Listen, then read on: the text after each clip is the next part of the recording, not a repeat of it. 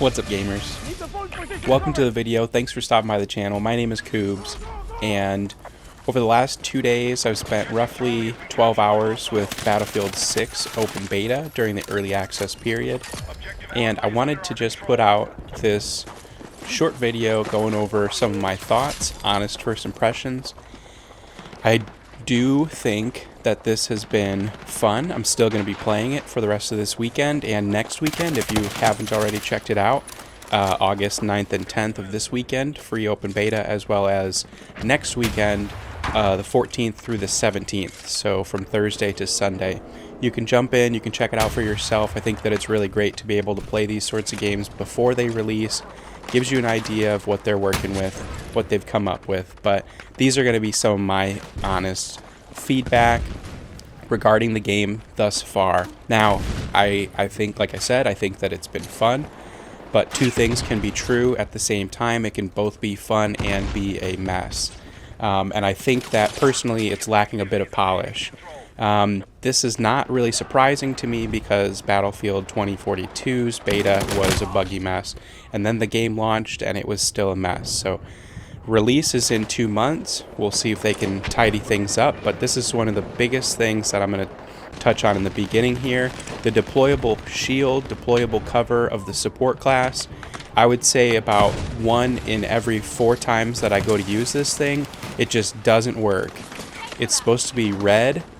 The image should be red if it can't go down properly, but this is telling me that I can put down the shield, and when I go to do so, it just doesn't happen. But then sometimes I'll go back and it'll pop up out of nowhere. So I'm not sure what's going on with this one.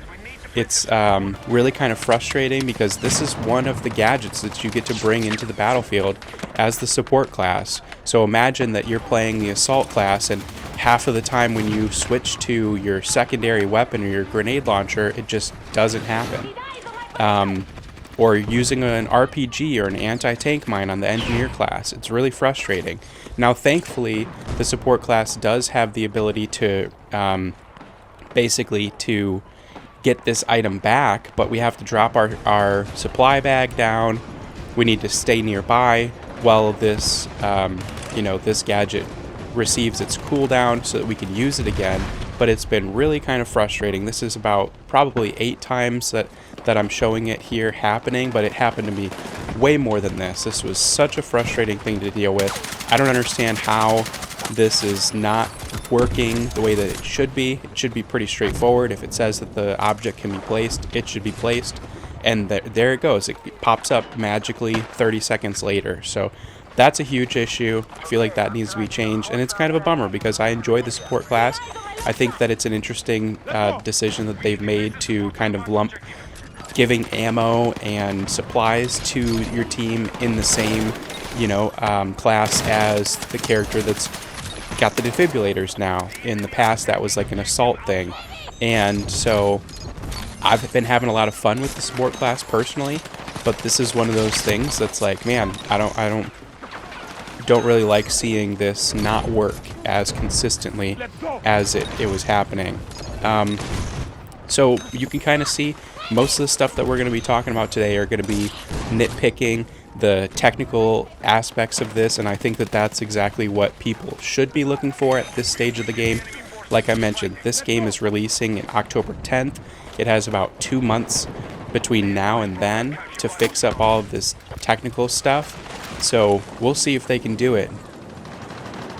The next thing I want to talk about is destruction and kind of the lack thereof, because I don't know about you gamers, but I can't differentiate between a building that can be destroyed and can't be destroyed. So when I come up on this little shack here, I spend 5 rockets trying to blow a hole in the wall, and nothing happens. It's a little bit frustrating because Battlefield has always kind of been known and pushed the whole levolution, the destruction of all of these buildings and things, and I feel like the destruction to the environments was way better in some of the earlier games than it is now. So I'm not too excited about that, because for me, part of the awesome aspect of Battlefield is that the buildings that you're in can be destroyed, and then it completely changes what the level looks like and how you engage and the different paths that are available to you. And if you don't, if you're not sure about, oh, I don't want to go through this building, you can blow it up. And so it's kind of a bummer to see that they've kind of, in a lot of ways, dialed this back. It's like some buildings are destructible and other buildings are just completely invincible. And I think that that's a really strange choice for them to make, because again, like, part of the best aspects of this are when you're going through a building and the whole thing just crumbles in front of you. So again, these are minor things for some people, but for me, as a fan of the franchise for a while, it's kind of disappointing to see. And again, like I said earlier in the video, you can still have fun with this. I'm having fun playing this beta, but I am constantly considering the fact that this is going to be a $70 release, and it's happening in 2 months. And I can go back and I can think about some of the betas that I've played in the past, like the Battlefield 2042 open beta. A little bit more recently, for me personally at least, was the Monster Hunter Wilds open beta, where I've been able to play a game that I was, somewhat excited about checking out. And after playing the beta, I knew for personally whether or not that beta was going to be worth my time, worth my money. And so that's the sort of thing that I want to kind of remind people of when they're thinking about this, is that this is going to be a AAA premium priced game. It's going to cost you $75 US after tax. And is there going to be more to it than what we have here? I mean, look at this. I can't even shoot through sheet metal of a bus. And you might say, why would you be able to shoot through that? And it's like, because you should be able to shoot through things in Battlefield. That's like part of the whole shtick. This here, look at, my guy doesn't know how to hold his gun by the grip. If you have a grip attached, it just goes right through their hand. The game's coming out in 2 months. I feel like this should be tidied up quite a bit. There's also this issue that I found where when you empty your magazine and the auto reload starts, if you throw a grenade during that time frame, your gun will still magically reload and your grenade will be thrown. So this is like, again, you might think like, oh, this isn't necessarily a bad thing. That doesn't sound like a bad thing. That sounds like some kind of hidden tech where I can, I can unload my magazine and throw a grenade, and then my magazine will be reloaded by the time that I'm done. It's like, no, dude, that's not a good thing. We shouldn't be, accepting things like that. We should be criticizing it, because this is not going to lend itself to the immersive and realistic gameplay that Battlefield is known for. And there's going to be a lot of people who are coming to this game from games like Call of Duty who are maybe a little bit, burnt out, and so this might be their first experience with a Battlefield game. But some of these systems really need to be tidied up. Here's an example of a really terrible spawn. I spawned right in their sight lines for a game of domination. And the same thing happens in, they released King of the Hill mode, and same thing happens there. I just spawned in this back corner. I see a couple of guys, I do some shooting, and then boom, somebody on the enemy team spawns behind me in the same spawn, area. So little things like that, yeah, again, well, that's only on the smaller game types. That doesn't happen on Conquest and Breakthrough, so why is it a big deal? Well, these are the simple things that, like, if you're going to have a game that's going to be premium, $75, then it should work right. Here's a graphical issue where basically as soon as I spawned, I took some damage from somewhere, and now in the bottom left corner where my health bar is supposed to be, it just says that I'm like permanently injured. I injected myself with the adrenaline stim, which should refresh my HP. I've even got blood splatter on my screen, so like all the visual indicators are there to tell me, hey man, you are hurt, you need to take cover. But it's just a graphical bug, and it happened more than once. Here, it happened again. I don't even know what hit me there, but now in the bottom left corner, here's my health bar. It's not going up. I'm gonna drop my supply bag here, which is supposed to, accelerate my healing rate, and absolutely nothing happens. The screen's telling me I'm injured. the UI is telling me I'm injured, but apparently I'm just supposed to know that I actually have full health in this situation. So things like that. I also feel like the ammo economy is a little bit weird. This is a personal thing more than anything. I understand that I can be a little bit, you know, liberal with my with my bullets because I've got bad aim and I spray sometimes. But I mean, within a matter of like 45 seconds and 3 engagements, I'm completely out of ammo for my assault rifle, and I've got to switch to my pistol. Now again, I'm going to talk about the assault class here in a second. I think they're a little bit overtuned, but still, I think that ammo economy could be improved a little bit just for like, especially in some of the smaller game modes where support is picked less often. So let's talk about the assault class real quick. I think that it's overtuned at this point. I don't know why they would give you a second weapon as a gadget. I feel like that's a little bit... It just seems overpowered compared to the rest of the classes. You have a lot more versatility. Not only do you get a second weapon, but that second weapon gets a full loadout of gadgets and things like that. Like you can put a silencer on the weapons and grips and all, you know, extended magazines and all of these sorts of things.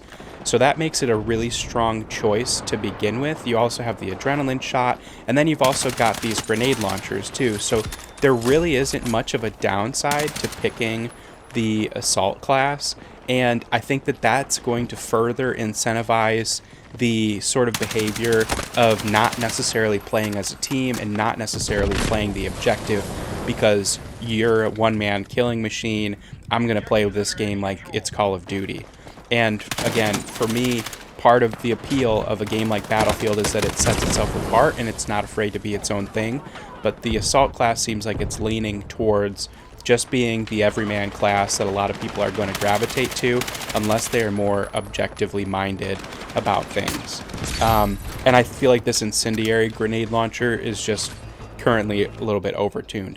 And again, I understand the game that we're just getting a small slice of things. We don't necessarily know what other gadgets, and there's even these field specs that it looks like we'll be able to customize for our characters. So some of these other classes might have broader appeal, but as it stands now, and given the fact that we didn't have any new gadgets aside from the deployable cover for any of these other classes, it just seems like the assault class is going to be an easy go-to option for people. I do love this revive system. I think that this is great. This is cool. It seems like it works pretty well. I like the idea behind it. It's nothing revolutionary, but I do like this. And I think that it's great that your teammates can revive you, and that, you know, so that's something that all players can engage with. And then if you're a support class, you could do that to anybody who's down. Really great. I think that that works awesome.